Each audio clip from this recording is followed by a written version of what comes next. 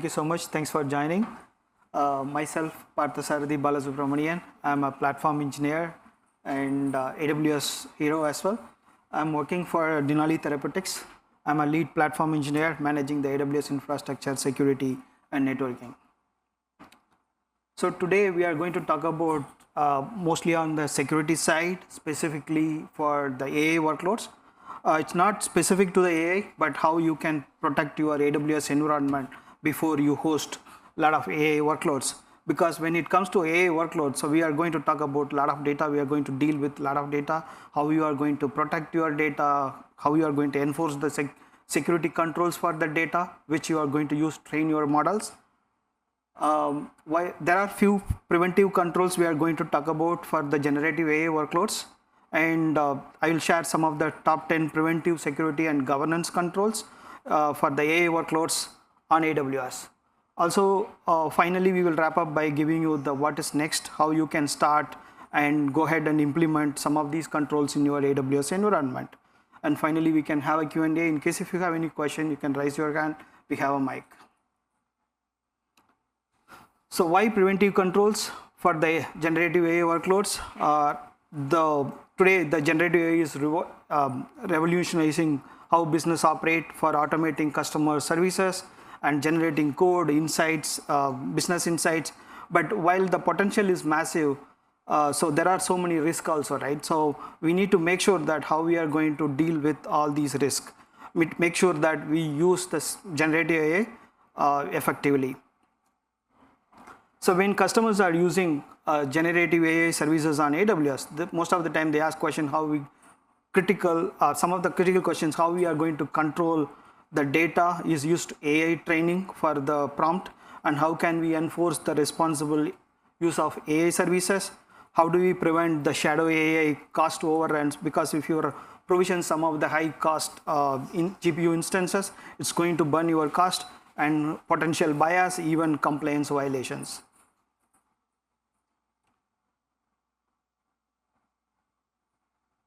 So from AWS side, we are going to talk about three major services. One is the SAP service control policy. The other one is the resource control policy, and something on the IAM side also.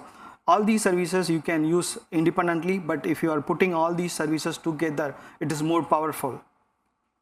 So SAP policies are principal-centric controls. It is defined, the SAP policies define the maximum available permission for the IAM principles within your organization. Also on the other side, RCPs are resource-centric controls. It defines the maximum available permission for the AWS resources in your organization. Both these policies can be applied in the organization root, OU, and the individual AWS accounts. So like RCP, so while the RCP and as I mentioned, the RCP and SAP can be function independently, but if you combine both together, it gives the most effective and powerful.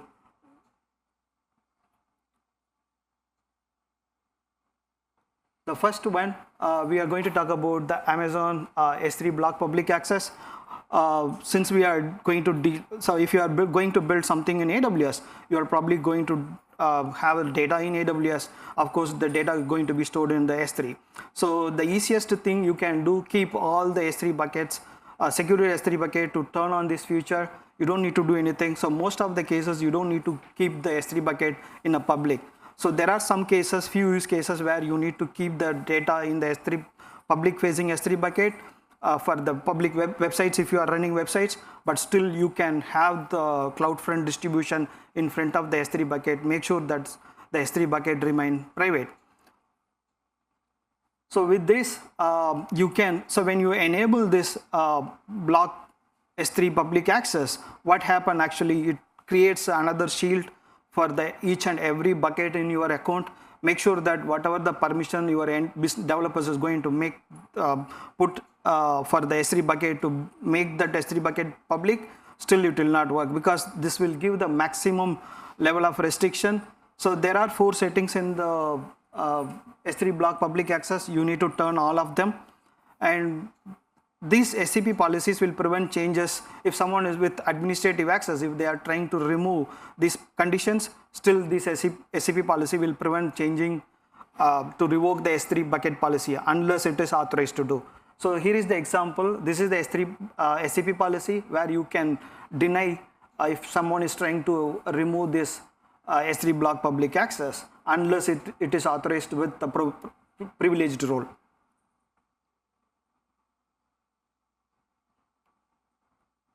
Any questions? And the second one is the configure organization-wide CloudTrail. So you're probably familiar with the CloudTrail services. The CloudTrail services maintain the audit log for all the events, all of the API calls that actors make around on your entire AWS environment.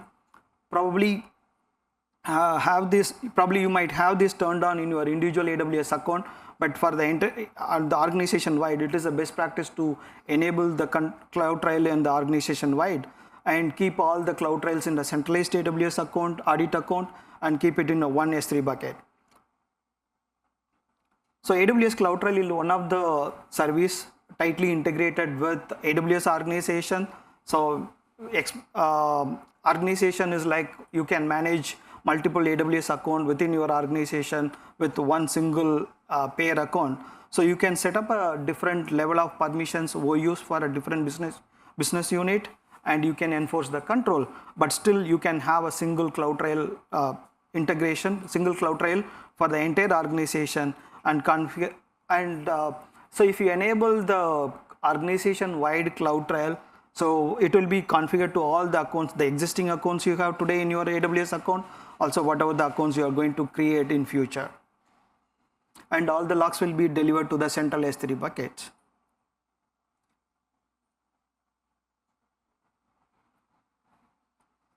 So when you are going to build the VPC infrastructure to run all your EC2 instances for the GenAI workloads, so you can tag all your subnets according to the connectivity. You may, so if you are ever set up the VPC in the AWS, we will talk about the public subnet and private subnet. And sometimes most of the customers will have both public and private. So across the environment, you may have a lot of different AWS account, different VPC, and different subnets. But if you are creating an infrastructure with CloudFormation stack or Terraform ISE, you can enforce these subnets tags for each and every subnet according to the connectivity. For example, if you are creating a subnet for a public use cases, you can tag all these subnets with the tag ID is a public and the connectivity type is the private for a private subnet. The reason we can have we can combine this with the SCP policy and the IAM policy, make sure that if someone is trying to create EC2 instances within organization, you may have the policy like no one can provision an EC2 instance in the public subnet. Public subnets only used to be for the hosting the load balancers or maybe the NAT gateway or the internet gateway. So you don't need to run any of the EC2 instances in the public subnet. So we can enforce some of the controls, like if someone is trying to create a database or EC2 instance in the public subnet, this SCP policy will prevent them to not provisioning that. So if the tag is configured with the private for the subnet, any of the subnet, users can, the developer can provision the resources. But also in addition to that, you can add, if you are start using the SCP policy and IAM policy, you can add more complicated, complex conditions like who can assign a tag, who cannot assign the tag, what kind of tag we can enforce. Also, we can enable these features along with the tag enforcement policies. Also the tag policies, which is available in the AWS. You can define all these tags, but make sure that when you enforce the tag, there is no typo because it's a case sensitive. If all the subnets must be tagged with the connectivity type, or you can define your own tagging strategy.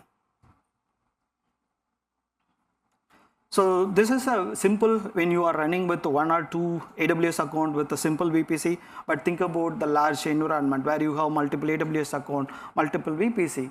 So if you are going to hard code all these subnets in your provisioning script, Terraform or CloudFormation script, it is very hard to manage. That is the reason it's a best practice to go ahead and enable the tagging for each and every the network level itself, and implement the SCP and IAM policy to enforce it.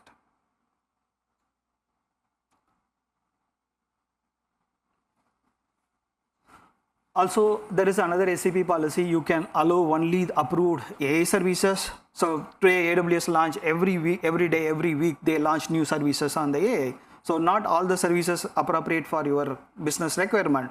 So in that case, you can go ahead and block some of the services which is not for your use case based on the cost or legal compliance and region requirements. So you can disable all these services and approve only certain services. Make sure that your developers are effectively using the AWS services for the GenAI workloads. By implementing these controls can ensure your team can use only the vetted services. For the example, Amazon Bedrock. So in this policy, we allow Amazon Bedrock, Bedrock Agent Core, and the SageMaker AI. Also on the other side, we block the Poly, Recognition, and the Health Lake. So in future, if you are going to perform the new POC on any of the blocked services, you can enable this service in the lower environment. Once you have completed the POC, if it is success, then you can push the changes to the production OU. So, but still we have the exception in this SCP policy, like the Poly, Recognition, and Health Lake is denied for all the internal developers, but as long as you have a privileged administrator who can enable these features or want to perform any specific task, you can add the exception with the exception role. For other customers, it will be blocked.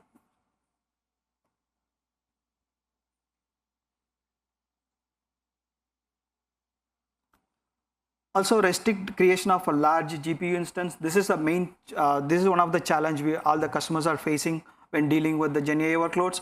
When developers are provisioning so there are the P and G instance families. Those are powerful but can be very expensive, right? So you don't want to use all these volume GPU instance types for a development environment. So probably without a limit, developers may spin all these volumes, and that is going to add unexpected cost in your AWS invoice. This is a governance policy in terms of the SAP, but by enforcing the SAP policy, you can create a condition what are the instance type are allowed within your environment, and you can block certain expensive GPU volumes, GPU instance types, in this case P and G. But in future, if you want to define only particular instance type, you can go ahead and drill down with specifically P X large or P large. But in this case, we block the entire P and G families. This is not a security control, but mostly on the governance side.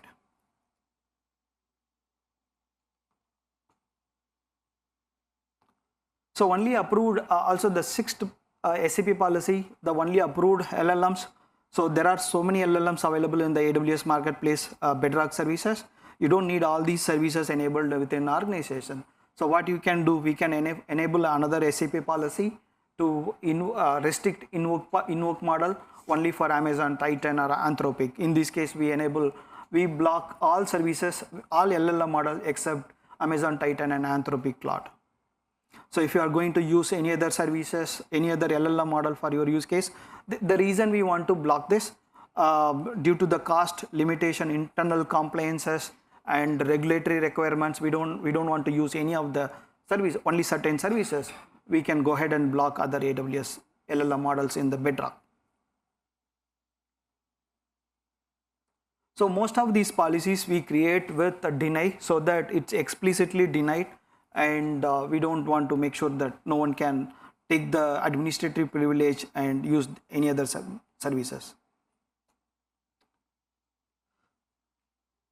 So when we are running with AWS workloads, most of the time we worry about only the ingress traffic. So no one worry talking about the egress traffic.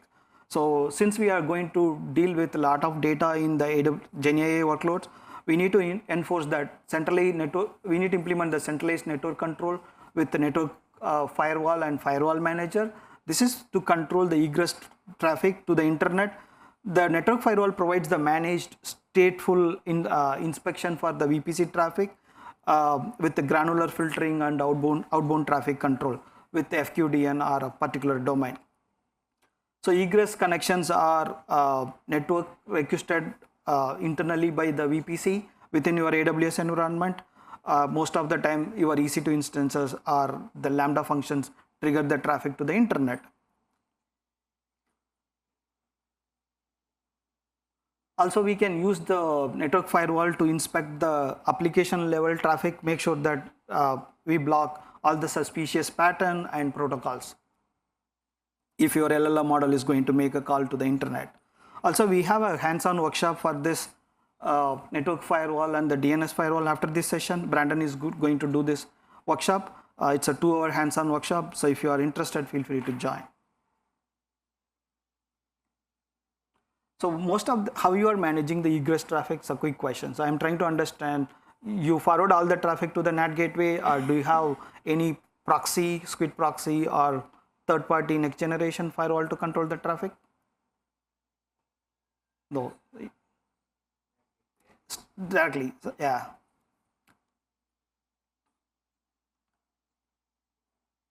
See, the reason we need to make sure that we should have the egress traffic control, block all the unauthorized outbound traffic to reduce the risk of data exfiltration.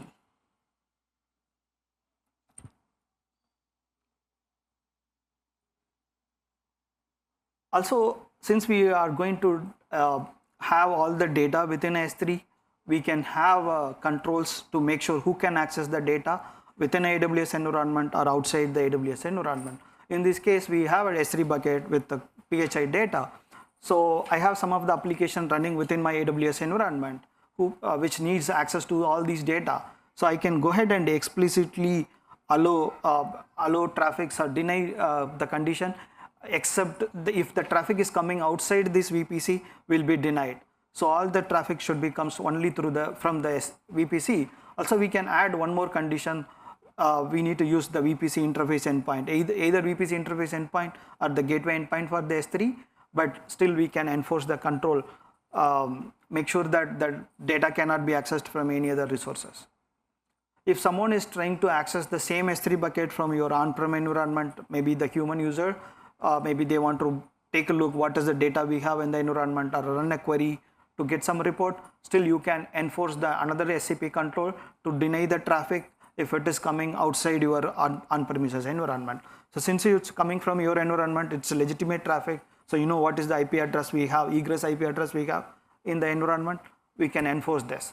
Also, there is another condition I have this for via AWS services. Sometimes if you are running a Lambda function to query the data from S3, AWS service is going to make a call behalf of you. So in that case, we need to exclude those AWS services. So we exclude the via AWS services false, which in case if you are making these query through Lambda functions.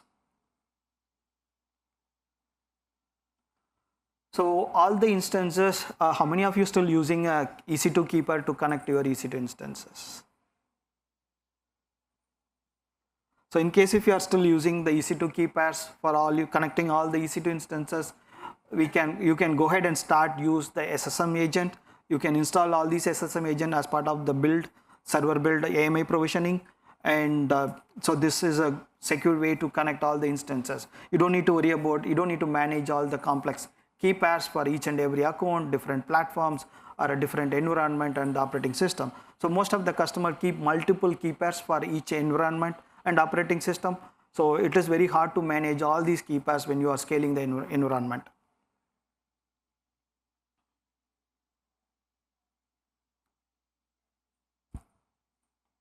Also, still, how many of you still using, before this, how many of you still using the IAM access key secret key to access the programmatic access? Okay, so in case if you are using, make sure that all your credentials temporarily and securely change all the credentials. So you can use, for the human access, you can use the AWS single sign-on with the CLI credentials, which is short-term credentials.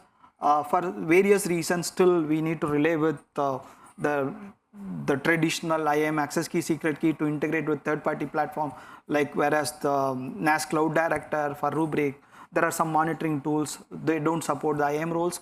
In that case, what you can do, you can add a SAP, the condition, IAM condition to those roles. Make sure the traffic is coming only from the particular IP address. So if the traffic, in case, the reason we are going to do this, in case if the credential got compromised, you don't need to worry about it, because no one can use it outside these IP addresses. So it is, in case if it is for the application access, always go ahead and use the IAM roles.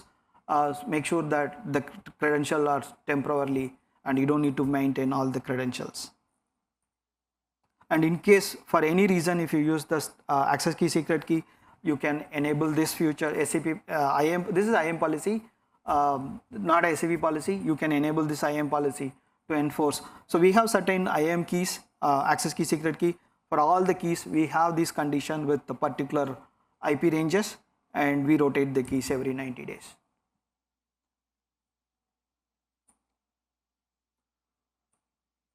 For the network firewall, since we are talking about the network firewall, in the next session we have workshop. So we have a different model for the network firewall deployment, centralized deployment model, or you can have the distributed deployment model for the network firewall. Also, you can have the combined version. So for some use cases, you can have distributed. Some use cases, if you want a centralized egress traffic monitoring, you can go ahead with centralized monitoring. But still, there are some pros and cons. If you are going with centralized deployment model, the network firewall deployed in the centralized VPC for the east-west traffic, and for the north-south, yes, for the north and or for the north-south. So in case if you are going to deploy this in a distribution model, this is the firewall will be deployed in each and every VPC, every AWS account. But some cases, it's a very rare case, you can have both requirement. You can have the centralized network firewall for the egress monitoring. For the north-south, you can have the distributed deployment model. So I have some of the sample example SCP and RCP policies. You can say, and this is from the AWS. Also, I can upload all my SCP policies and RCP policies to the same repo, or probably I'll create a separate repo and I will share it with everyone. So SCP and RCP policies are so powerful when you combine with the IAM policies. So that way you can go ahead and implement the best practices, security best practices, make sure your data for the data integrity and security.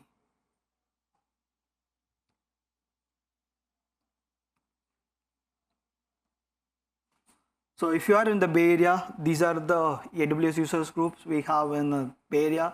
We have one in the South San Francisco downtown and the East Bay, and we have one in the Santa Cruz. You can scan and feel free to join the user group close to your location.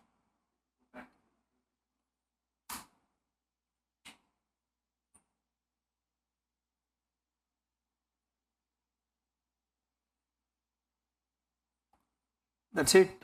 Thank you so much for joining this session. If you have any question on the security, network firewall, we have the firewall workshop after this.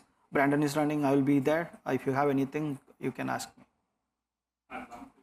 Yes. So you talk about a network firewall. Is that like a natively built? Oh, network firewall. Yes, it's a native service from. Like a third party, like a Palo. No, it's a AWS native service. Yeah. You don't need to manage all the control plane, data plane. AWS will take care. You don't need to worry about the scalability.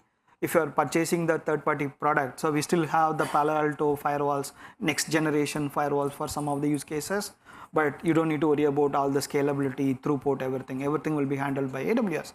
Also, when you are implementing the centralized network firewall, so whatever the AWS account you are going to create in future, everything will be automatically included in this centralized policy rule. And you can manage all these rules with the firewall manager. The question I saw on the slide is talking about the firewall is actually for VPC. Right? Which one? The network firewall. Network firewall. Yeah. Yeah. Yes. So that's the typical deployment? It's not the typical deployment for most of the use cases, but still there are few regulatory environment we need to monitor the traffic between VPC to VPC. For example, if you have a dev environment production and the validation environment, so dev environment should not talk to the production environment, right? So we have all the controls, but you can manage all these controls through the east-west traffic, VPC to VPC traffic. Yeah.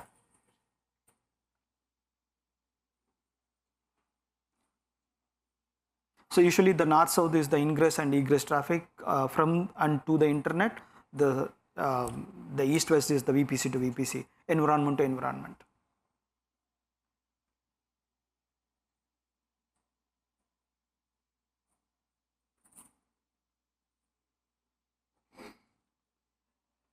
Okay, so if you have any question, you can ask me or yeah.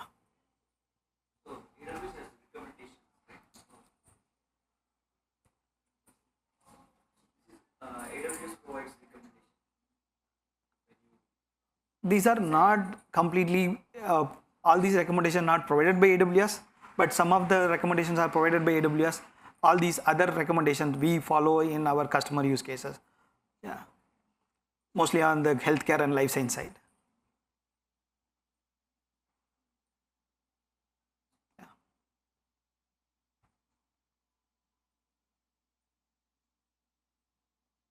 Thank you.